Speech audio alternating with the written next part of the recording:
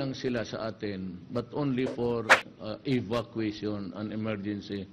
Hindi natin pwede gamitin yung para sa anti-insurgency because if it is used against the Filipino rebels, hindi nila ibigay. So this is my reaction. I want to tell the armed forces to cut the deal. Huwag na ituloy, and somehow we will look for another supplier. We respect the stand of Canada. So from here on now, I am directing the armed forces of the Philippines, since most of the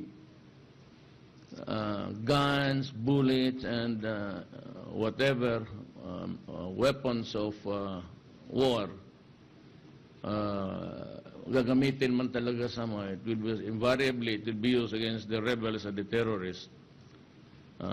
Do not buy any more from Canada or from the United States, because there is always a condition